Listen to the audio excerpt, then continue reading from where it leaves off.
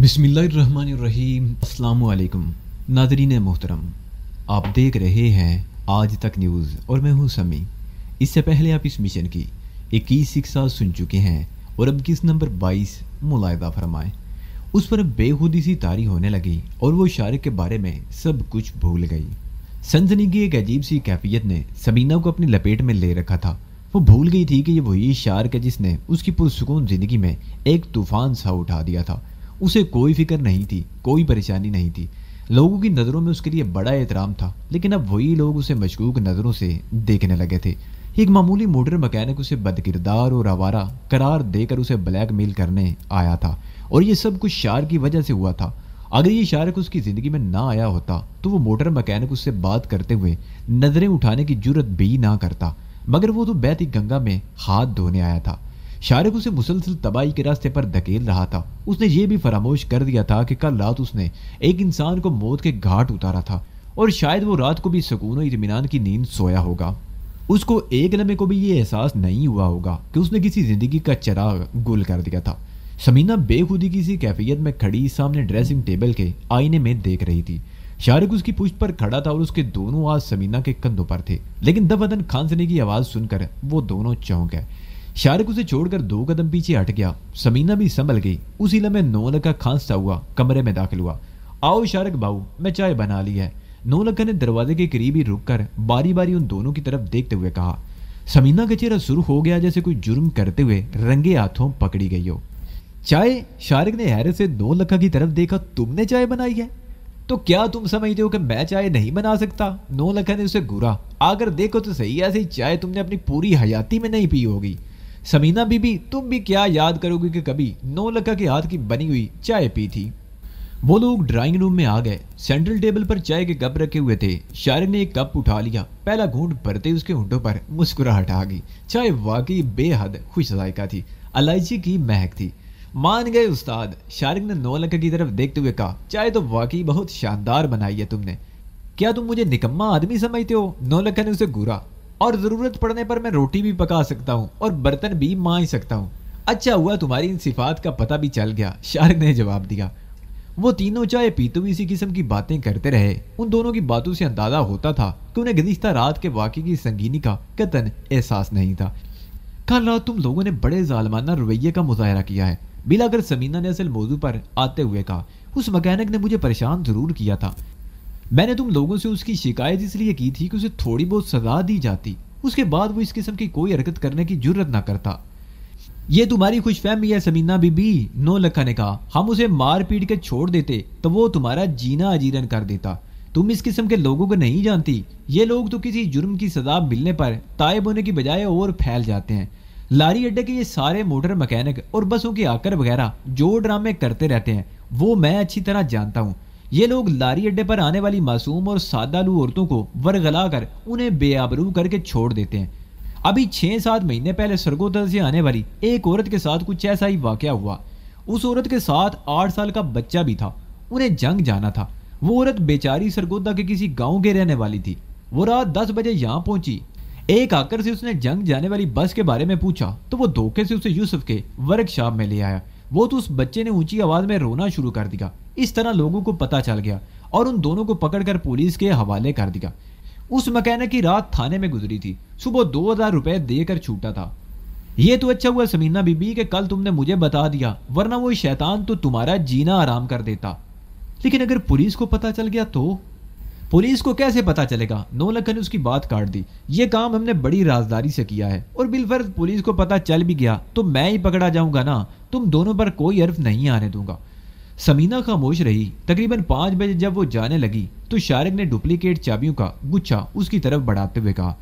मैं कल रात को लाहौर चला जाऊंगा, शायद 1 हफ्ते बाद वापस आऊंगा। उससे पहले अगर तुम वो मकान छोड़कर यहाँ मुंतकिल हो जाओ तो बड़ी अच्छी बात होगी। ये कोठी मैंने तुम्हारे ही नाम से किराए पर ली है और 1 साल का किराया एडवांस दे चुका हूँ। इस सिलसिले में तुम्हें परेशान होने की जरूरत नहीं। तुम मुझे यहाँ मुंतकिल होने पर मजबूर ना करो शारिक, समीना ने कहा। मैं एक बाइज्जत घराने से ताल्लुक रखती हूँ और बाइज्जत पेशे से वाबस्ता हूँ। अब तक जो कुछ हो चुका है उसे लोग शायद किसी किस्म के गलतफहमी समझकर भूल जाएं, लेकिन मुस्तकिल तौर पर तुम्हारे साथ रहना मुनासिब नहीं है। अलग रहते हुए तो किसी नागहानी सूरत हाल में अपना दिफा कर सकती हूँ, لیکن ساتھ رہتے ہوئے ایسا ممکن نہیں ہوگا. تم اپنے بارے میں بھی خوب اچھی طرح جانتے ہو تم پولیس کو مطلوب ہو. پولیس نے کبھی تمہارا سراغ لگا لیا تو مجھے بھی شریک جرم قرار دے کر پکڑ لیا جائے گا. اس وقت نہ تم مجھ سے کوئی لاتعلقی ثابت کر سکو گے اور نہ میں. حالات کا تقاضا یہی ہے کہ ہم دونوں ایک دوسرے سے دور ہی رہیں. لیکن میں تم سے دور نہیں رہ سکتا, شارق نے کہا, اور اس بات کا تم اطمینان رکھو, میرے تعاقب میں پولیس کبھی اس کوٹھی تک نہیں پہنچ سکے گی. اور پھر 9 لکھا کو تم نے دیکھ لیا ہے. یہ اس قسم کا آدمی ہے کہ عدالت میں بھی اپنے دشمن کو موت کے گھاٹ اتار سکتا ہے. اس کی وفاداری کا مظاہرہ تم دیکھ ہی چکی ہو. ایک آدمی نے میلی آنکھ سے تمہاری طرف دیکھا تھا اور اس نے اسے موت کے گھاٹ اتار دیا. تم یہاں رہو گی تو یہ تمہاری حفاظت بھی بہتر طور پر کر سکے گا اور مجھے اطمینان بھی رہے گا. کیا یہ یہاں رہے گا؟ سمینہ نے کہا. نہیں, شارق نے نفی میں ساری لایا. اس کے پاس بہت سے ذرائع ہیں. یہ اس کوٹھی پر بھی کبھی نہیں آئے گا, لیکن تمہارے حالات سے باخبر رہے گا. میں سوچوں گی. بلاخر سمینہ نے نیم رضامندی کا اظہار کر دیا. سوچنے میں وقت ضائع مت کرو, 2-4 دن میں یہاں آ جاؤ, شارق نے کہا. سمینہ نے مزید کچھ کہے بغیر اسے چابیوں کا گچھا لے لیا.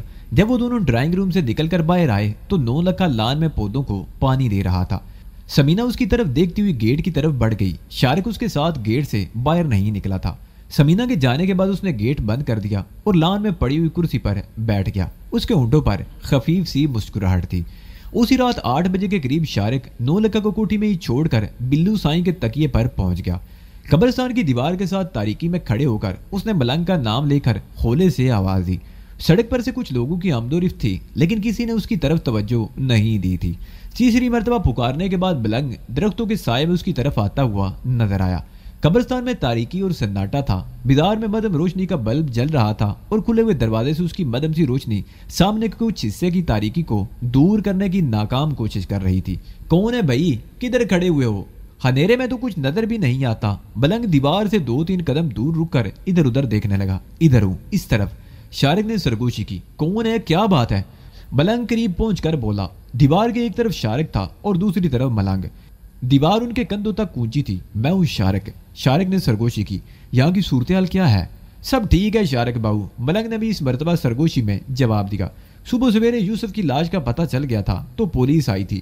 وہ لوگ یوسف مکینک کے 2 شاگردوں اور 3-4 اور آدمیوں کو پکڑ کر لے گئے ہیں. اس طرف کوئی نہیں آیا, کسی نے پوچھا تک نہیں. دوسری رات تقریباً اسی وقت صورتحال معلوم کرنے کے لیے وہ پھر بلو سائیں کے تکیے پر پہنچ گیا. سب خیریت تھی, پولیس تکیے کی طرف نہیں آئی تھی. ملنگ نے بتایا تھا کہ پولیس نے گزشتہ روز جن آدمیوں کو شبہ کی بنا پر حراست میں لیا تھا ان میں سے 2 کے علاوہ باقی سب کو چھوڑ دیا گیا تھا. جن 2 آدمیوں کو حوالات میں بند رکھا گیا تھا ان میں ایک یوسف مکینک کا تنخواہ دار مستری تھا اور دوسرا ایک ٹرانسپورٹ کمپنی کا ہاکر. اس کمپنی کی بسیں یوسف ہی کے ورکشاپ میں مرمت کے لیے آتی تھی اور اس ہاکر نے چند مہینے پہلے یوسف سے 50 روپے ادھار لیے تھے جنہیں وہ ابھی تک ادا نہیں کر سکا تھا. 3 دن پہلے ان دونوں میں جھگڑا بھی ہوا تھا. اس کے دوسرے دن یوسف کا تنخواہ دار مستری سے بھی کسی بات پر جھگڑا ہوا تھا اور پولیس کو شبہ تھا کہ قتل ان دونوں میں سے کسی نے کیا ہوگا. شارق مطمئن ہو گیا.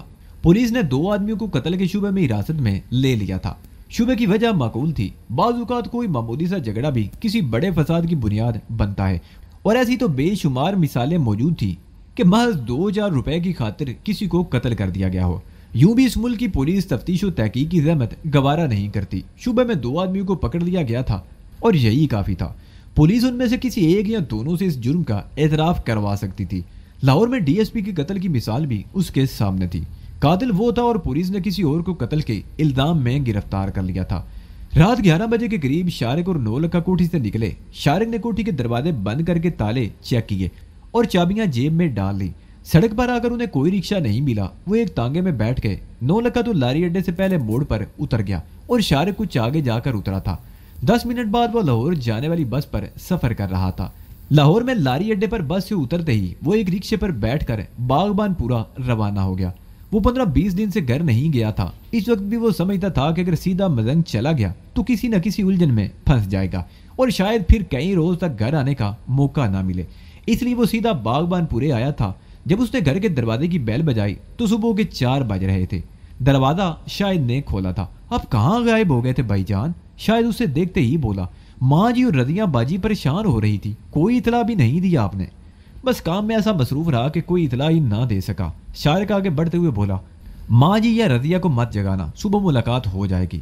مگر رضیہ باجی کو تو جگانا پڑے گا، وہ آپ کے کمرے میں ہی سو رہی ہیں۔ شاہد بولا کوئی بات نہیں، میں ڈرائنگ روم میں سو جاتا ہوں۔ شارق اپنے کمرے کی طرف جانے کی بجائے ڈرائنگ روم کی طرف مڑ گیا۔ میں بستر بچھا دیتا ہوں، شاہد نے کہا۔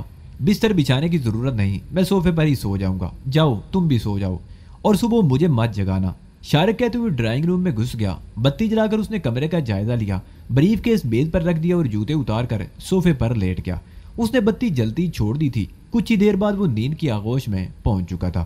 اس کی آنکھ صبح 10 بجے سے پہلے نہیں کھل سکی تھی۔ اسی وقت شاید کسی کام سے اندر داخل ہوا۔ میں نے ابھی چائے کا پانی رکھا ہے، آپ کو ہی دیکھنے آیا تھا، شاہد نے کہا۔ چائے بنا کر یہیں لے آؤ، ماں جی کہاں ہیں؟ شارق اٹھتے ہوئے بولا۔ بازار گئی ہیں سودا وغیرہ لینے کے لیے، آتی ہی ہوں گی، اور رضیہ باجی آپ کے جاگنے کا انتظار کر رہی ہیں، شاہد نے کہا۔ شارق ڈرائنگ روم سے نکل کر باتھ روم میں گھس گیا۔ 10 منٹ بعد وہ باہر نکلا تو رضیہ بھی کمرے سے نکل رہی تھی۔ وہ اسے دیکھتے اس طرح لپٹ گئی جیسے برسوں کی بچھڑی ہوئی ہو۔ آپ تو کہیں جاتے ہیں تو خبر تک نہیں لیتے، ہم ماں بیٹی یہاں بیٹھی پریشان ہوتی رہتی ہیں۔ اچھا بھائی، جہاں جایا کروں گا اطلاع دے دیا کروں گا، شارق نے کہا۔ وہ دونوں ڈرائنگ روم میں آ گئے۔ تھوڑی دیر بعد شاید ان دونوں کے لیے چائے لے آیا۔ شارق کپ اٹھا کر چائے کی چسکیاں لینے لگا۔ تھوڑی دیر بعد شاید نے اخبار بھی اس کے سامنے لا کر رکھ دیا۔ شارق نے اخبار اٹھا لیا۔ پہلے صفحے پر نظر پڑتے ہی وہ اچھل پڑا۔ اس کے دوسرے ہاتھ میں چائے کا کپ تھا۔ چائے چھلک گئی۔ اس نے جلدی سے کپ میز پر رکھ دیا۔ کیا ہوا؟ رضیہ نے چونک کر اس کی طرف دیکھا۔ کچھ نہیں، یہ سرخی دیکھ کر ذہن کو جھٹکا سا لگا تھا۔ شارق نے ہیڈ لائن کی طرف اشارہ کیا۔ پاکستان کی سرحدوں کے قریب بھارتی فوج کے اجتماع کی خبر تھی۔ حالانکہ حقیقت یہ تھی کہ شارق ایک اور 2 کالمی سرخی کو دیکھ کر چونکا تھا۔ گوال منڈی میں منشیات فروشوں کے 2 گروہوں میں خوفناک تصادم۔ فائرنگ سے ایک راہگیر اور منشیات فروش ہلاک ہو گیا۔ شارق وہ خبر پڑھنے لگا۔ اس خبر کے مطابق کل رات 10 بجے گوال منڈی کے علاقے میں مولوی حمید اور جیرا بلیڈ کے گروہ میں تصادم ہو گیا، جس کے نتیجے میں مولوی حمید کے گروہ کا 1 آدمی اور 2 راہگیر فائرنگ کی زد میں آ کر ہلاک ہو گئے۔ اس علاقے میں منشیات کی فروخت پر کنٹرول حاصل کرنے کے لیے دونوں گروہ کئی روز سے آپس میں الجھ رہے تھے، اور بلاخر گزشتہ رات ان میں خونی تصادم ہو گیا۔ منشیات فروشوں کی ان دونوں پارٹیوں کو ماجہ گجر اور شارق نامی منشیات کے بڑے اسمگلروں کی حمایت حاصل ہے۔ پولیس نے دونوں پارٹیوں کے 2 آدمیوں کو گرفتار کر لیا، جبکہ مولوی حمید اور جیرا بلیڈ فرار ہونے میں کامیاب ہو گئے۔ پولیس سرگرمی سے انہیں تلاش کر رہی ہے۔ شارق نے یہ خبر 2 مرتبہ پڑھی۔ اس کی توقع کے خلاف ماجہ گجر نے بڑی جلدی اپنا رد عمل ظاہر کر دیا تھا۔ گوال منڈی میں ان کی 2 پارٹیاں سرگرم عمل تھیں اور وہ روزانہ لاکھوں روپے کما رہی تھی۔ شارق نے مولوی حمید کی پشت پناہی کر کے ماجہ گجر کے آدمیوں کو وہاں سے بگانے کی کوشش کی تھی، لیکن ماجہ گجر اس کی پالیسی کو سمجھ گیا اور اس نے فوراً ہی رد عمل کا اظہار بھی کر دیا تھا۔ شارق نے اخبار ایک طرف رکھ دیا اور کپ اٹھا کر چائے کی چسکیاں لینے لگا۔ اس کے چہرے پر تشویش کے تاثرات نمایاں طور پر دیکھے جا سکتے تھے۔ آپ جلدی سے اٹھ کر تیار ہو جائیے، میں ناشتہ تیار کرتی ہوں، میں نے بھی ابھی تک ناشتہ نہیں کیا، رضیہ یہ کہتے ہوئے اٹھ گئی۔ کیوں بھائی، تم نے ناشتہ کیوں نہیں کیا؟ شارق نے اسے گھورا۔ کئی روز بعد آپ آئے ہیں، میں نے سوچا آپ ہی کے ساتھ ناشتہ کروں گی، رضیہ کہتے ہوئے ڈرائنگ روم سے باہر نکل گئی۔ شارق چائے کی چسکیاں لیتے ہوئے صورتحال کے بارے میں سوچنے لگا۔ ماجہ گجر کو پتہ چل گیا تھا کہ گوال منڈی میں مولوی حمید کو اٹھانے میں شارق کا ہاتھ ہے، اور اس نے فوراً اس کا اظہار بھی کر دیا تھا، جس کا مطلب تھا کہ ان دونوں کے براہ راست تصادم میں اب زیادہ دیر نہیں لگے گی۔ وہ اپنے آدمیوں سے صورتحال کے بارے میں معلوم کرنا چاہتا تھا، لیکن اس کے خیال میں ایک آدھ ان مرنگ والے ڈیرے پر جانا یا اپنے کسی آدمی سے رابطہ قائم کرنا مناسب نہیں ہوگا۔ اس وقت اس کے پاس معلومات حاصل کرنے کا صرف ایک ہی ذریعہ تھا، وہ تھا نکا پہلوان۔ ایسی خبریں زیر زمین دنیا میں جنگل کی آگ کی طرح پھیلتی ہیں۔ یہ واقعہ رات 10 بجے کے قریب پیش آیا تھا۔ نکے پہلوان کو یقیناً اس سلسلے میں بہت کچھ معلوم ہوگا۔ شارق اور رضیہ داشتہ کر رہے تھے کہ مریم بھی آ گئی۔ گھر کا سودا سلف حالانکہ شاید ہی لایا کرتا تھا، لیکن صبح سویرے جب اسے معلوم ہوا کہ شارق آ گیا ہے تو وہ خود سودا لینے چلی گئی تھی۔ کھانے پینے کے معاملے میں وہ شارق کی پسند سے اچھی طرح واقف تھی، اس لیے وہ خود سودا لینے گئی تھی۔ مریم بھی ان کے پاس ہی بیٹھ گئی۔ ناشتے کے بعد بھی وہ دیر تک بیٹھے باتیں کرتے رہے۔ رضیہ اسے پہلے ہی بتا چکی تھی کہ اس نے یونیورسٹی میں داخلہ لے لیا ہے، لیکن آج وہ شارق کی وجہ سے یونیورسٹی نہیں گئی تھی۔ کچھ دیر بعد شارق اٹھ کر اپنے کمرے میں آ گیا اور دروازہ بند کر کے لباس تبدیل کرنے لگا۔ جب وہ کمرے سے نکلا تو 12 بجنے والے تھے۔ کہاں جا رہے ہو بیٹا؟ مریم نے اسے کہیں جانے کے لیے تیار دیکھ کر پوچھا۔ سنگھ پورہ تک جا رہا ہوں، 1-1.5 گھنٹے میں واپس آ جاؤں گا، شارق نے کہا۔ کھانا گھر پر ہی آ کر کھانا، مریم نے کہا۔ جی بہتر، شارق کہتے ہوئے باہر نکل گیا۔ گلیوں سے نکل کر وہ مین روڈ پار کر کے سامنے والی ایک گلی میں گھس گیا اور پھر تنگ اور پیچ در پیچ گلیوں میں گھومتا ہوا خاک نواز روڈ پر نکل آیا۔ نکے پہلوان کے طویلے تک پہنچنے میں اسے زیادہ دیر نہیں لگی۔ ایک آدمی آتے میں ایک تانگے کا پہیا مرمت کر رہا تھا۔ نکا پہلوان کہاں ہے؟ شارک نے اس کے قریب رک کر پوچھا۔ اندر ہے شارک باؤ، اس آدمی نے جواب دیا۔ سنا ہے رات کو تمہارا ایک آدمی پکڑا گیا ہے۔ شارک نے گہری نظروں سے اس کی طرف دیکھا۔ وہ شارک کو پہچانتا تھا لیکن شارک اسے نہیں جانتا تھا۔ میں شہر میں نہیں تھا، مجھے نہیں معلوم کون پکڑا گیا ہے، شارک کہتے ہوئے آگے بڑھ گیا۔ نکا پہلوان کمرے میں چھلنگا سی چارپائی پر لیٹا سگریٹ کے کش لگا رہا تھا۔ اس کے سامنے کرسی پر ایک اور آدمی بھی بیٹھا ہوا تھا۔ آؤ شارک باؤ، تمہیں دیکھنے کو تو آنکھیں ترس جاتی ہیں۔ نکا پہلوان اسے دیکھتے ہی اٹھ کر بیٹھ گیا۔ میں ایک کام سے سیالکوٹ گیا ہوا تھا، شارک نے دوسری کرسی پر بیٹھتے ہوئے کہا۔ آج صبح 4 بجے واپس آیا ہوں۔ تھوڑی دیر پہلے اخبار میں خبر پڑی ہے۔ کیا قصہ ہے؟ قصہ کیا ہونا ہے؟ نکے پہلوان نے گہرا سانس لیتے ہوئے کہا۔ چھانگے کی موت کے بعد ماجا گجر پھیلنے کی کوشش کر رہا ہے۔ تم نے گوال منڈی میں مولوی حمید کو اٹھانے کی کوشش کی تو وہ ناراض ہو گیا۔ رات کو اس کے آدمیوں نے مولوی حمید پر حملہ کر دیا تھا۔ مولوی حمید خود تو بچ گیا مگر اس کا ایک بندہ مارا گیا۔ یہ تم سے کس نے کہا کہ میں گوال منڈی میں مولوی حمید کو اٹھانے کی کوشش کر رہا ہوں؟ شارک نے اسے گورا۔ ایسی باتوں کے لیے ڈنڈورا پیٹنا ضروری نہیں ہوتا شارک باؤ، نکے پہلوان نے کہا، اور خبریں تو خود بخود ہی پھیل جاتی ہیں۔ میرا کون سا بندہ پکڑا گیا ہے؟ شارک نے اس کی بات کو نظر انداز کرتے ہوئے پوچھا۔ شیدہ، نکے پہلوان نے جواب دیا۔ وہ تو بے قصور ہی پکڑا گیا۔ مولوی حمید سے اس کی پرانی دوستی ہے، اس سے ملنے گیا تھا کہ لپیٹ میں آ گیا۔ گوال منڈی تھانے میں سنا ہے 10,000 روپے مانگ رہے ہیں اس کے لیے۔ 10,000 کی تو کوئی بات نہیں لیکن اس ماجے گجر کا دماغ درست کرنا ہی پڑے گا، شارک نے کہا۔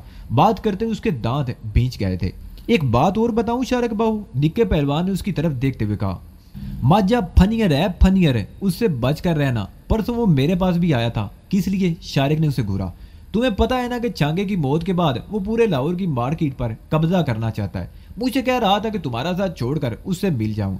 تو پھر کیا ارادہ ہے تمہارا؟ شارک نے اس کے چہرے پر نظریں جما دی۔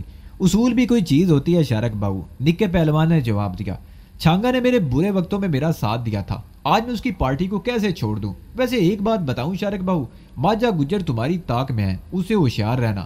اس کی تم فکر مت کرو، شارک نے کہا اور چند لمحوں کی خاموشی کے بعد پھر بولا۔ اگر تم ماجا گجر کا ساتھ دینا چاہتے ہو تو مجھے کوئی اعتراض نہیں، لیکن یہ بات ذہن میں رکھنا کہ ماجا گجر اب یہاں سے بھاگنے ہی والا ہے۔ وہ لاہور کی مارکیٹ پر قابض ہونے کا جو خواب دیکھ رہا ہے وہ کبھی پورا نہیں ہوگا۔ کیا بات کرتے ہو شارک باؤ، نکے پہلوان نے کہا۔ چھانگے کے احسانات کے سامنے تو میری گردن نہیں اٹھ سکتی۔ میں اپنی جان تو دے سکتا ہوں مگر چھانگے کی پارٹی سے غداری نہیں کروں گا۔ چھانگا نہیں رہا تو کیا ہوا؟ تم تو ہو نا اس کی جگہ پر۔ گوال منڈی کا تھانے دار کون ہے؟ شارک نے پوچھا۔ ملک صاحب ہیں، وہ یہاں بھی کچھ عرصہ رہ چکا ہے، اپنی بڑی یاری ہے اسے۔ کہو تو میں چلوں تمہارے ساتھ؟ نکے پہلوان نے کہا۔ شارک چلنے میں کچھ سوچتا رہا پھر بولا، ابھی نہیں، میں شام کو جاؤں گا تو تمہیں اپنے ساتھ لے لوں گا۔ اس وقت مجھے کچھ اور ضروری کام ہے۔ ٹھیک ہے شارک باؤ، جس وقت مرضی ہو آ جانا، میں یہیں رہوں گا۔ ٹھیک ہے، اب میں چلتا ہوں، شارک کہتے ہوئے اٹھ گیا۔ کوئی لسی پانی شارک باؤ، نکا پہلوان بولا۔ پھر کبھی صحیح، شارک نے کہا اور کمرے سے نکل گیا۔ نکا پہلوان کے ڈیرے سے نکل کر شارک مدینہ چوک پر آ گیا۔ وہاں بازار سے اس نے کچھ پھل خریدے اور گھاس منڈی کے سامنے ایک تانگے پر بیٹھ گیا۔ جب وہ گھر پہنچا تو 1:30 بجنے والا تھا۔ دوپہر کا کھانا کھانے کے بعد وہ کچھ دیر تک مریم اور رضیہ سے باتیں کرتا رہا، پھر اپنے کمرے میں آ کر بستر پر لیٹ گیا۔ وہ نکے پہلوان سے حاصل ہونے والی معلومات کی روشنی میں صورتحال کا جائزہ لے رہا تھا۔ بات صرف گوال منڈی تھانے تک کی محدود رہی تھی۔ شیدہ اگر گوال منڈی نہ جاتا تو وہ بھی گرفت میں نہ آتا، لیکن بہرحال اسے پولیس کی حراست سے چھڑانا ضروری تھا۔ رات 9 بجے وہ کھانا کھا کر گھر سے نکل گیا۔ اس نے مریم اور رضیہ سے کہہ دیا تھا کہ اگر رات کو واپس نہ آئے تو وہ لوگ پریشان نہ ہوں۔ مین روڈ پر وہ تقریباً 10 منٹ تک کھڑا رہا، کوئی ٹیکسی یا رکشہ نہیں ملا۔ بلا کر وہ ایک تانگے پر بیٹھ گیا۔ سیڑھی والی طرف ریلوے اسٹیشن کے قریب تانگے سے اتر کر وہ سیڑھی والا پل پار کر کے ریلوے اسٹیشن کے سامنے آ گیا۔ وہاں سے بھی وہ تانگے پر بیٹھ کر گوال منڈی پہنچا تھا۔ ایس ایچ او ملک اس وقت موجود نہیں تھا۔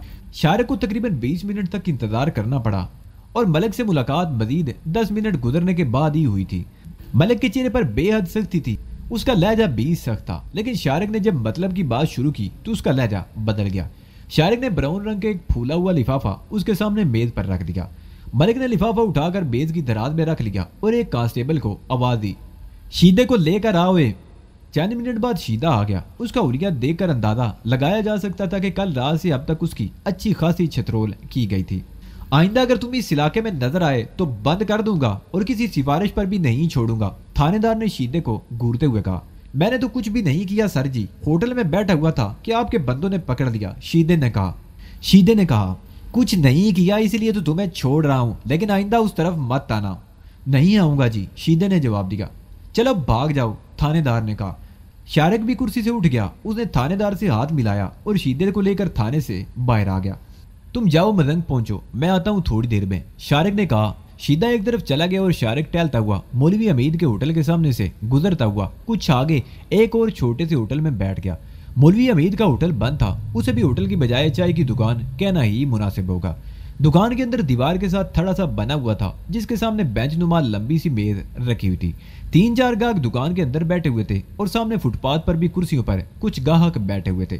شارق بھی باہر ہی بیٹھ گیا۔ چند سیکنڈ بعد ہوٹل کے ملازم لڑکے نے پوچھے بغیر اس کے سامنے چائے کا گلاس رکھ دیا۔ اس ہوٹل کا مالک بھی دراصل ماجہ گجر کا ہی ایجنٹ تھا، لیکن وہ خود اس وقت نہیں تھا، اس کا ملازم کاؤنٹر پر بیٹھا ہوا تھا۔ شارق نے یہ بات نوٹ کر لی تھی کہ کاؤنٹر پر بیٹھے ہوئے آدمی نے دوسرے ملازم لڑکے کو بلا کر کوئی سرگوشی کی تھی اور وہ لڑکا ہوٹل سے نکل کر شارق کی طرف دیکھتا ہوا ایک طرف چلا گیا تھا۔ شارق گلاس اٹھا کر چائے کی چسکیاں لیتا رہا۔ اس نے بھی یہ بات نوٹ کر لی تھی کہ کل کے ہنگامے کی وجہ سے آج یہاں پر پوڑیوں کا کاروبار بند تھا۔ شارق ابھی چائے پی رہا تھا کہ ایک آدمی اس کے پاس آ کر بیٹھ گیا۔ اس کی عمر 30 کے لگ بھگ رہی ہوگی، طویل سا تھا، شیو بڑا ہوا تھا، پچکے ہوئے گال اور اندر کو دنسی ہوئی آنکھیں، لباس صاف ستھرا تھا۔ اس کے چہرے کو دیکھ کر صاف طور پر اندازہ لگایا جا سکتا تھا کہ وہ نشے کا عادی ہے۔ شارق بہو، اس نے میز پر جھکتے ہوئے سرگوشی کی۔ انداز ایسا تھا جیسے بڑبڑا رہا ہو، یہاں سے اٹھ کر چلے جاؤ، گجر کے آدمی آنے والے ہیں، ان کا ارادہ ہے کہ تمہیں گھیر کر ختم کر دیا جائے۔ تم کون ہو؟ شارق نے اسے گھورا۔ میرے بارے میں جاننے کے چکر میں مت پڑو، وہ آدمی بڑبڑایا۔ تمہارے پاس زیادہ وقت نہیں، وہ لوگ یہاں پہنچنے ہی والے ہیں۔ شارق چند لمحے کنگیوں سے اس کی طرف دیکھتا رہا، پھر اس نے چائے کا آخری گھونٹ بھرا، جیب سے 5 کا نوٹ نکال کر میز پر گلاس کے نیچے دبا دیا اور اٹھ کھڑا ہوا۔ اس نے اس اجنبی کے مشورے پر عمل کرنا ہی مناسب سمجھا تھا۔ وہ اس سے خالی ہاتھ تھا اور جان بوجھ کر خطرات کو دعوت دینا حماقت ہی کہلاتی ہے۔ چوک پر آ کر وہ ایک لمحے کو رکا، ادھر ادھر دیکھا اور ایک گلی میں داخل ہو گیا۔ اس وقت 11 بج چکے تھے۔ چوک پر اگرچہ رونق تھی لیکن گلی میں سناٹا تھا۔ وہ گلیوں میں ہوتا ہوا نسبت روڈ پر نکل سکتا تھا۔ وہ تیسری گلی میں مڑا ہی تھا کہ اپنے پیچھے قدموں کی آہٹ سن کر وہ چونک گیا۔ اس نے پیچھے مڑ کر دیکھا، 2 آدمی تیز قدم اٹھاتے ہوئے آ رہے تھے۔ اس نے بھی اپنی رفتار تیز کر دی اور ایک اور گلی میں گھس گیا۔ وہ دونوں آدمی بھی اس کے پیچھے ہی گلی میں مڑے تھے۔ مزید 2-3 گلی میں گھومنے کے بعد شارق کو یہ اندازہ لگانے میں دشواری پیش نہیں آئی کہ وہ دونوں آدمی اسی کا تعاقب کر رہے تھے۔ شارق یہی معلوم کرنا چاہتا تھا کہ ایک اور گلی میں گھومتے ہی اس نے ادھر ادھر دیکھا اور ایک مکان کی دیوار کی آڑ میں ہو گیا۔ اس گلی میں کافی آگے ایک مکان کے سامنے بلب جل رہا تھا، لیکن اس کی روشنی یہاں نہیں پہنچ رہی تھی۔ شارق جس جگہ کھڑا تھا وہاں تو گہری تاریکی تھی۔ چند سیکنڈ بعد ہی وہ دونوں آدمی گلی میں مڑے۔ وہ 2 قدم آگے بڑھے لیکن پھر ایک دم رک گئے۔ کہاں غائب ہو گیا؟ نظر نہیں آ رہا، ایک آدمی نے کہا۔ وہ آگے چھوٹی گلی میں مڑ گیا ہوگا، جلدی چلو، دوسرے آدمی نے کہا۔ وہ دونوں تیز قدم اٹھاتے ہوئے آگے چلنے لگے۔ شارق بڑی خاموشی سے آڑ سے نکلا اور دبے قدموں چلتا ہوا دوبارہ اسی گلی میں مڑ گیا جس طرف سے وہ آیا تھا۔ چند قدم کا فاصلہ طے کرنے کے بعد وہ ایک اور گلی میں مڑ گیا اور پھر مختلف گلیوں میں گھومتا ہوا آگے بڑھتا رہا۔ بھول بھلائیوں کی طرح پیچو خم کھاتی ہوئی یہ گلیاں شیطان کی آنت ثابت ہو رہی تھی۔ شارق کو کسی بڑی سڑک پر نکلنے کا راستہ ہی نہیں مل رہا تھا۔ بعض اوقات تو وہ گھومتا ہوا دوبارہ اسی گلی میں پہنچ جاتا جہاں سے چلا تھا۔ وہ ایک اور گلی میں مڑا ہی تھا کہ وہ دونوں آدمی اچانک ہی ایک اور گلی سے نکل کر اس کے سامنے پہنچ گئے۔ اب تم بھاگنے کی کوشش مت کرنا شارق باؤ، ایک آدمی نے اس پر پستول تان دیا۔ تمہاری موت ہی تمہیں اس طرف لے آئی تھی، اب تم ہمارے ہاتھوں سے بچ کر نہیں جا سکتے۔ کون ہو تم لوگ اور مجھ سے تمہاری کیا دشمنی ہے؟ شارق بولا۔ ماجہ گجر سے دشمنی مول لے کر کوئی یہاں زندہ نہیں رہ سکتا، پستول والے نے کہا۔ تم ہمارے دوست بن کر تو زندہ رہ سکتے تھے لیکن دشمن بن کر نہیں۔ اور اس کو کیا کہانی سنا رہے ہو؟ دوسرے آدمی نے کہا۔ اس کھولے میں لے چلو اور جان چھڑاؤ اس سے، چلو آگے لگو۔ پہلے آدمی نے پستول سے اشارہ کیا۔ اس کی تلاشی تو لے لو۔ دوسرا آدمی شارق کے پیچھے آ کر اس کا لباس تھپ تھپانے لگا۔ ٹھیک ہے، کچھ نہیں اس کے پاس، چل دوئے۔ اس نے شارق کو دھکا دیا۔ وہ دونوں شارق کے دائیں بائیں چل رہے تھے۔ پہلے آدمی نے اسے پستول کی زد میں لے رکھا تھا۔ وہ ایک موڑ گھوم کر تنگ سی گلی میں آ گئے۔ تھوڑا ہی آگے چل کر وہ رک گئے۔ بائیں طرف ایک بہت پرانے مکان کا ملبہ بکھرا ہوا تھا۔ یہ مکان شاید کچھ عرصہ پہلے ہی گرا ہوگا اور اس کو اس شخص نے کھولے کا نام دے دیا تھا۔ वो दोनों से लेकर टूटे हुए मकान में दाखिल हो गए। दूसरे आदमी ने भी अब जेब से चाकू निकाल लिया था। शारक बाबू, चाकू वाले ने उसकी तरफ देखते हुए कहा, हम तुम्हें एक शर्त पर छोड़ सकते हैं। वो क्या? शारिक ने उलझी हुई निगाहों से उसकी तरफ देखा। अगर तुम बाजे गुज्जर से राजीनामा कर लो और अपना कारोबार बंद करके कहीं और चले जाओ तो तुम्हारी जान बख्शी जा सकती है। वैसे भी तुम इस लाइन के आदमी नहीं हो। छांगा तो तुम्हें जबरदस्ती घसीट लाया था, वो मर गया, किस्सा खत्म, तुम भी चले जाओ यहाँ से। उस शख्स ने कहा, तुम जानते हो कि एक मर्तबा जो आदमी इस बिजनेस में आ जाए उसके लिए वापसी का कोई रास्ता नहीं रहता। शारिक ने जवाब दिया, एक रास्ता है और हम तुम्हें अब उसी रास्ते भेज रहे हैं, पिस्तौल वाले ने कहा। शारिक अचानक ही हरकत में आ गया। उसके पैर की ठोकर पिस्तौल वाले के हाथ पर पड़ी। पिस्तौल उसके हाथ से निकलकर मलबे में कहीं जा गिरा। वो आदमी भी लड़खड़ाकर 2 कदम पीछे हटा था। शारिक के दूसरे पैर की ठोकर चाकू वाले के पेट पर लगी। उसके मुंह से गंदी गाली निकली और वो पेट पकड़कर दौड़ा हो गया। शारिक ने उन दोनों में से किसी को संभलने का मौका नहीं दिया। उसने दोनों को लातों और गुंसों पर रख लिया था। उनमें से एक तो मुसलसल गालियां बक रहा था जबकि दूसरा खामोशी से पिट रहा था। लेकिन मिलाकर उनमें से एक का दाव चल गया। उसके पैर की ठोकर शारिक की पिंडली की हड्डी पर लगी। शारिक भी बिला उठा। वो एक टांग पर नाच कर रह गया। इसी दौरान पिस्तौल वाले ने उस पर गुंसों की बौछार कर दी। शारिक कुछ देर पिटता रहा लेकिन फिर उसने अपने हरीफ को दबोच लिया। वो दोनों नीचे गिरे। वो शख्स नीचे था और शारिक उसके ऊपर। ठीक उसी लम्हे अपने पीछे गुर्राहट सुनकर शारिक ने अपने हरीफ को छोड़ दिया और बड़ी फुर्ती से एक तरफ लोट लगा दी। दूसरा आदमी चाकू लहराता हुआ शारिक पर हमलावर हुआ था। शारिक के बर वक्त एक तरफ हट जाने से वो अपने ही साथी के ऊपर गिरा। उसने चाकू से भरपूर वार किया था। उसका निशाना तो शारिक था, मगर शारिक के हट जाने से चाकू उसके अपने ही साथी के सीने में दस्ते तक पैबुस्त हो गया। उसके मुंह से निकलने वाली चीख बड़ी भयानक थी। हमलावर सकते में रह गया। उसका हाथ अब भी चाकू के दस्ते पर था। शारिक भी एक लम्हे को दम बखुद सा खड़ा उन दोनों की तरफ देख रहा था। फिर वो खोले से निकलकर गली में एक तरफ दौड़ने लगा। गली के मोड़ पर पहुंचकर उसने पीछे मुड़कर देखा। दूसरा आदमी भी खोले से निकलकर मुखालिफ सिमत में भाग उठा था। शारिक गलियों में दौड़ता रहा। सड़क पर पहुंचा तो इंकिशाफ हुआ कि वो एक बार फिर ग्वाल मंडी के चौक के आसपास ही मौजूद था। वो मुड़कर तेजी से एक तरफ चलने लगा और फिर तकरीबन आधे घंटे बाद वो सुहेल के रेस्टोरेंट में दाखिल हो रहा था। समीना एक बार फिर उलझन का शिकार हो गई थी। वो शारिक से पीछा छुड़ाना चाहती थी लेकिन हालात ने फिर उसी रास्ते पर उसे धकेल दिया था। अगर मोटर मैकेनिक यूसुफ उसे ब्लैक मेल करने की कोशिश ना करता तो मुमकिन है वो अपने मकसद में कामयाब हो ही जाती, मगर ब्लैक मेलिंग की इस चक्कर ने उसे एक बार फिर शारिक की तरफ धकेल दिया था। वो ब्लैक मेलरों के बारे में अच्छी तरह जानती थी कि मैकेनिक यूसुफ एक बार उसके पीछे पड़ जाता तो जिंदगी भर उसका पीछा ना छोड़ता। सबसे पहले वो उसकी इज्जत पर हाथ डालता। यूसुफ से पीछा छुड़ाने के लिए उसने 9 लखा से शिकायत की थी। उसका ख्याल था कि वो लोग उसे थोड़ी बहुत सजा देकर छोड़ देंगे, मगर उन्होंने यूसुफ को बड़ी बेदर्दी से मौत के घाट उतार दिया था। और अब शारिक बदीद था कि वो अपना मकान छोड़कर उसके साथ रहे। अजीब मंतिक थी, लेकिन समीना महसूस कर रही थी कि उसे शारिक जैसे शख्स के सामने घुटने टेकने ही पड़ेंगे। वो जिस चक्कर में फंस गई थी उससे निकलना बजाय उसे मुश्किल ही नजर आ रहा था। शारिक से निजात हासिल करने के लिए वो हिकमत अमली तय नहीं कर पाई थी, लेकिन इतना वो जानती थी कि शारिक आसानी से उसका पीछा छोड़ने वाला नहीं था। उस रोज वो उसे धमकी देकर अपने साथ 9 लखा के डेरे पर ले गया था। उसके अखलाक और शराफत में कोई शुबा नहीं था, लेकिन था तो वो जराइम पेश आई ना। उसने मामूली सी धमकी दी थी और वो उसके साथ चल पड़ी थी। कल कलां को वो उससे कोई और मुतालबा कर सकता था। दूसरे दिन समीना का वालिद लाहौर से आ गया। शफात अली एजी ऑफिस में मुलाजिम थे और समीना का खत मिलने के बाद वो 2 दिन की छुट्टी लेकर आए थे।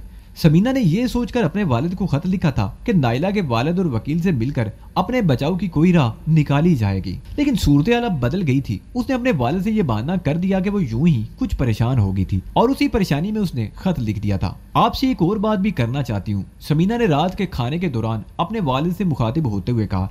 मेरी एक सहेली और उसके वालिदैन 2 साल के लिए इंग्लैंड चले गए हैं। तारकाबाद में उनकी कोठी खाली है। वो कोठी किसी को किराए पर नहीं देना चाहते।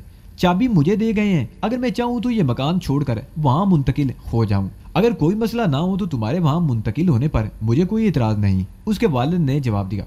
मसला तो कोई नहीं। समीना ने बाप की तरफ देखे बगैर जवाब दिया। अगर आप कहें तो आपके होते हुए सामान वहाँ मुंतकिल कर दिया जाए।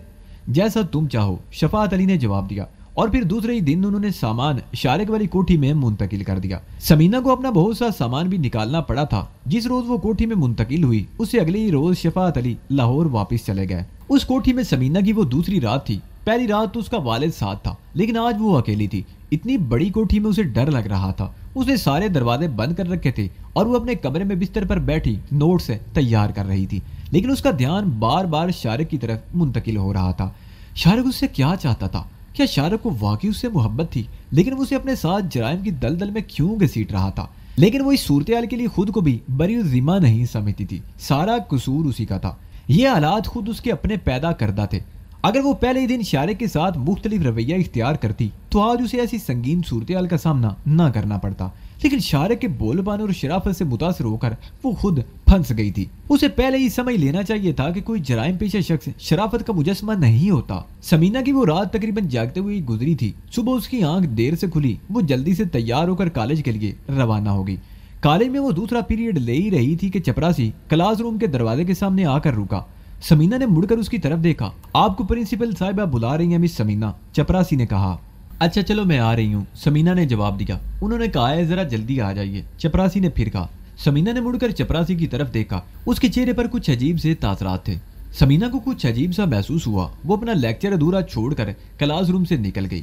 پرنسپل اپنے دفتر میں اکیلی بیٹھی ہوئی تھی، اس کے چہرے پر بھی عجیب سے تاثرات تھے۔ یس میڈم، سمینہ دفتر میں داخل ہو کر میز کے سامنے رک گئی۔ مس سمینہ، پرنسپل کے لہجے میں کسی قدر کرختگی تھی، تمہیں یاد ہوگا کہ چند روز پہلے پولیس کو منشیات کے ایک اڈے سے تمہارا رجسٹر اور کتابیں ملی تھی اور پولیس تمہارے بارے میں پوچھتی ہوئی یہاں پہنچی تھی۔ یس میڈم، سمینہ نے جواب دیا۔ وہ رجسٹر اور کتابیں تانگے میں رہ گئی تھی اور ہو سکتا ہے کسی ایسے شخص کے ہاتھ لگ گئی ہوں جس کا تعلق منشیات کے اس اڈے سے ہی ہو۔ میں نے پولیس والوں کو بھی ساری بات بتا دی تھی اور وہ مطمئن ہو کر چلے گئے تھے، لیکن پولیس والے کسی معاملے میں آسانی سے مطمئن نہیں ہوتے۔ میڈم نے اسے گھورا۔ میں سمجھی نہیں میڈم، سمینہ بولی۔ اسے سینے میں اپنا دل ڈوبتا ہوا محسوس ہونے لگا تھا۔ ایک پولیس افیسر اسی سلسلے میں تم سے ملنا چاہتا ہے، پرنسپل نے کہا۔ وہ وزٹر روم میں تمہارا منتظر ہے، اس سے جا کر مل لو، لیکن ایک بات کا خیال رکھنا، میں یہاں پولیس کی آمد و رفت پسند نہیں کرتی۔ تم سمجھتی ہو نا کہ اس سے دوسروں پر اور کالج کی ریپوٹیشن پر کیا اثر پڑے گا۔ یس میڈم، سمینہ کہتی ہوئی دفتر سے نکل گئی۔ وزٹر روم کی طرف بڑھتے اس کے دل کی دھڑکن تیز ہو گئی تھی۔ وہ سوچ رہی تھی کہ پولیس کو یہ پتا تو نہیں چل گیا کہ جس روز بلو سائی کے تکیے پر چھاپا پڑا تھا وہ بھی وہاں موجود تھی۔ اس روز رجسٹر اور کتابوں کے سلسلے میں اس نے جو من گھڑت کہانی سنائی تھی اس سے بظاہر پولیس والے مطمئن ہو کر چلے گئے تھے، لیکن اسے پولیس کا تجربہ نہیں تھا۔ وہ اس حقیقت سے واقف نہیں تھی کہ پولیس والے بال کی بھی کھال نکالتے ہیں۔ جب وہ وزٹر روم میں داخل ہوئی تو کرسی پر بیٹھا ہوا ایک اے ایس آئی اسے دیکھ کر اٹھ کھڑا ہوا۔ وہ ایک نوجوان اور خوبرو آفیسر تھا، اسے غالباً پولیس میں آئے ہوئے زیادہ عرصہ نہیں ہوا تھا، اس لیے چہرے پر شگفتگی اور نرمی تھی۔ آپ مجھ سے ملنا چاہتے ہیں؟ سمینہ نے سوالیہ نگاہوں سے اس کی طرف دیکھا۔ مس سمینہ، پولیس آفیسر نے پوچھا۔ جی ہاں سمینہ، میرا ہی نام ہے، سمینہ نے کہا۔ تشریف رکھیے۔ پولیس آفیسر نے کرسی کی طرف اشارہ کیا۔ آپ کو زحمت دینے کی معذرت چاہتا ہوں مس سمینہ، لیکن آپ سمجھتی ہیں نا کہ ہماری ڈیوٹی ایسی ہے، بعض اوقات ناخوشگوار فرائض بھی انجام دینا پڑتے ہیں۔ اس کے لہجے میں اگرچہ نرمی اور شائستگی تھی، لیکن سمینہ کے دل کی دھڑکن کچھ اور ہی تیز ہو گئی تھی۔ وہ کرسی پر بیٹھ گئی۔ پولیس افیسر بھی اس کے سامنے دوسری کرسی پر بیٹھ چکا تھا۔ جی فرمائیے، آپ مجھ سے کس سلسلے میں ملنا چاہتے ہیں؟ سمینہ نے پوچھا۔ چند روز پہلے پولیس نے بلو سائی کے تکیے پر قائم منشیات کے اڈے پر چھاپا مارا تھا۔ اس چھاپے کے دوران آپ کا رجسٹر اور 2 کتابیں پولیس کو منشیات کے اس اڈے سے ملی تھی۔ جی ہاں، سمینہ نے کہا، اور میں بتا چکی ہوں کہ وہ رجسٹر اور کتابیں ایک تانگے میں رہ گئی تھی۔ ہو سکتا ہے تانگے میں سوار کسی شخص نے وہ چیزیں اٹھا لی ہوں اور اس کا تعلق منشیات کے اس اڈے سے ہو، لیکن آپ کا یہ بیان درست نہیں ہے، پولیس آفیسر نے کہا۔ آپ وہ رجسٹر اور کتابیں کسی تانگے میں نہیں، منشیات کو اس اڈے پر بھولی تھی۔ ہمارے پاس منشیات کو اس اڈے میں آپ کی موجودگی کا ثبوت ہے۔ یہ جھوٹ ہے۔ سمینہ ایک جھٹکے سے اٹھ کھڑی ہوئی، اس کا چہرہ ایک دم دھواں ہو گیا تھا اور دل کی دھڑکن خطرناک حد تک بڑھ گئی تھی۔ بیٹھ جائیے، پولیس آفیسر نے کہا، اس کے لہجے میں بدستور نرمی تھی۔ معاملہ بے حد سنگین ہے مس سمینہ، وہ اس کے چہرے پر نظریں جماتے ہوئے بولا۔ چند روز قبل منشیات کے اڈے والے قبرستان سے ملک موٹر ورک شاپ کے مالک یوسف کو بے دردی سے قتل کیا گیا تھا۔ اس سے چند روز پہلے منشیات کے اڈے پر پولیس نے چھاپا مارا تھا تو ایک عورت قبرستان کی دیوار پھلانگ کر اس طرف آئی تھی اور دیوار پھاندنے سے اس عورت کے پیر میں موچ آ گئی تھی۔ یوسف نے اس عورت کو کالج لیکچرار کی حیثیت سے شناخت کر لیا تھا۔ اس کی بہن اسی کالج میں پڑھتی ہے اور وہ اپنی بہن کو کالج چھوڑنے آتا تھا۔ اس نے اس لیکچرار کو دیکھا تھا، اس لیے شناخت بھی کر لیا۔ ہم نے آپ کے بارے میں تھوڑی سی معلومات حاصل کی ہیں۔ ابھی پرنسپل صاحبہ سے یہ معلوم ہوا ہے کہ آپ پچھلے دنوں پیر میں موچ آ جانے سے کالج سے چھٹی پر تھیں۔ منشیات کے اڈے سے آپ کے رجسٹر اور کتابوں کا ملنا اور یہ واقعات اس سمر کی شہادت فراہم کرتے ہیں کہ یہ جھوٹ ہے، غلط ہے یہ سب کچھ، سمینہ نے کہا۔ مس سمینہ، پولیس افیسر نے اس کے چہرے پر نظریں جماتے ہوئے کہا، معاملہ اگرچہ صرف رجسٹر اور کتابوں کے برآمد ہونے تک محدود رہتا تو بات تو ختم ہو سکتی تھی، لیکن اب معاملہ ایک قتل کا ہے۔ ورکشاپ میں کام کرنے والے مستری آپ کو شناخت کر سکتے ہیں۔ آپ سمجھتے ہیں کہ اس مکینک کو میں نے قتل کیا ہوگا؟ سمینہ نے کہا۔ میں نے یہ نہیں کہا، پولیس افیسر بولا۔ مکینک یوسف کوئی اچھا آدمی نہیں تھا، اس کے بارے میں بھی کچھ سنسنی خیز انکشافات ہوئے ہیں۔ وہ بلیک میلر تھا، ہو سکتا ہے آپ کو منشیات کے اڈے سے بھاگتے دیکھ کر اس نے آپ کو پریشان کرنے کی کوشش کی ہو۔ میں یہ نہیں کہہ رہا کہ آپ کسی جرم میں ملوث ہو سکتی ہیں، لیکن مجرموں کی گرفتاری کے لیے آپ ہماری مدد تو ضرور کر سکتی ہیں۔ اگر آپ اس سلسلے میں کچھ جانتی ہوں تو ہم سے تعاون کیجیے، آپ کو ڈرنے کی ضرورت نہیں، قانون آپ کو مکمل تحفظ فراہم کرے گا۔ سمینہ بے حس و حرکت بیٹھی تھی، اس کا گلا سوکھ رہا تھا اور ہونٹ خشک ہو رہے تھے۔ وہ بار بار ہونٹوں پر زبان پھیر رہی تھی۔ اس نوجوان پولیس افیسر نے حالات کا جو تجزیہ کیا تھا وہ حقیقت کے کس قدر قریب تھا، اور سمینہ سوچ رہی تھی کہ اس وقت وہ اسے قانونی تحفظ کی پیشکش کر کے تعاون کے لیے کہہ رہا ہے، لیکن جب اسے پتا چلے گا کہ شارق اور نولکھا سے اس کا کوئی تعلق ہے تو وہ اپنی پیشکش بھول کر اسے سلاخوں کے پیچھے بند کر دے گا۔ مس سمینہ، پولیس افیسر نے اس کے چہرے پر نظریں جماتے ہوئے کہا، ایک بات ذہن میں رکھیے، قانون اندھا یا بہرا نہیں ہے، ابھی تحقیقات شروع ہوئی ہے، آگے چل کر مزید انکشافات ہو سکتے ہیں۔ میں آپ کو سوچنے کے لیے وقت دے رہا ہوں، میں کل دوبارہ آپ کے پاس آؤں گا اور مجھے امید ہے کہ آپ جو بھی فیصلہ کریں گی وہ آپ کے حق میں ہی ہوگا۔ پولیس افیسر اٹھ کر کھڑا ہو گیا، وہ چلنے میں سمینہ کی طرف دیکھتا رہا، پھر دروازے کی طرف بڑھ گیا۔ سمینہ اپنی جگہ بے حس و حرکت بیٹھی رہی، اس کا چہرہ سرسوں کے پھول کی طرح پیلا ہو رہا تھا اور دل کانپ رہا تھا۔ اس کا دل چاہ رہا تھا کہ داڑیں مار مار کر رونا شروع کر دے، کیونکہ وہ بری طرح پھنس گئی تھی۔ پہلی مرتبہ جب اسے پولیس والے تھانے لے گئے تھے تو شارق اور گرایا اسے چھڑا لائے تھے، پھر رجسٹر اور کتابوں کے بارے میں جو پولیس والے پوچھ گچھ کے لیے آئے تھے انہیں بھی ترخواست دیا گیا تھا۔ لیکن سمینہ کو اب احساس ہو رہا تھا کہ پولیس والے اتنے بے وقوف نہیں ہوتے جتنا وہ سمجھ رہی تھی۔ پولیس والے جب کسی جرم کی تحقیقات کرتے ہیں تو بہت دور تک چلے جاتے ہیں۔ یوسف کا قتل ایک راز تھا، پولیس نے شبے میں 2 آدمیوں کو گرفتار بھی کر لیا تھا۔ اس کے خیال میں یہ بات یہیں پر ختم ہو جانی چاہیے تھی، لیکن پولیس تحقیقات کرتی ہوئی اس تک پہنچ گئی تھی۔ منشیات کے اڈے پر چھاپا گرچہ یوسف کے قتل سے کئی روز پہلے پڑا تھا، لیکن پولیس نے یہ سراغ بھی لگا لیا تھا کہ چھاپا پڑنے کے بعد وہ قبرستان کی دیوار پھلانگ کر یوسف کے ورک شاپ کی طرف آئی تھی اور اس کے پیر میں موچ آ گئی تھی۔ یہ بھی تحقیقات کی ابتدا تھی، پولیس ورک شاپ کے ملازموں کو سامنے لے آئے گی تو وہ اسے شناخت کر لیں گے۔ پولیس کڑی سے کڑی ملاتی ہوئی ایک ایسی زنجیر تیار کر لے گی جو اس کی گردن میں لپیٹ دی جائے گی۔ اسے یقین سا ہو گیا تھا کہ پولیس یوسف کے قتل کا سراغ لگا لے گی اور پھر سلمان ایڈوکیٹ کے قتل کا سراغ لگانا بھی مشکل نہیں ہوگا۔ سمینہ کے دماغ میں آندیاں سی چل رہی تھی، وہ بے حس و حرکت کرسی پر بیٹھی سامنے والی دیوار کو گھورتی جا رہی تھی اور چونکہ اس وقت جب دفتر کی مائی کمرے میں داخل ہوئی، سمینہ بی بی میڈم آپ کو بلا رہی ہیں، ماسی نے کہا۔ اوہ اچھا، سمینہ کہتی ہوئی اٹھ گئی، لیکن دوسری لمحے دوبارہ کرسی پر بیٹھ گئی۔ اس کی ٹانگیں کانپ رہی تھی، اگر وہ خود سے نہ بیٹھ جاتی تو یقیناً گر پڑتی۔ وہ کچھ دیر تک بیٹھی اپنی کیفیت پر قابو پانے کی کوشش کرتی رہی، پھر اٹھ کر وزیٹر روم سے نکل گئی۔ اس کی ٹانگیں ہولے ہولے کانپ رہی تھی اور اس کے لیے چلنا بھی مشکل ہو رہا تھا۔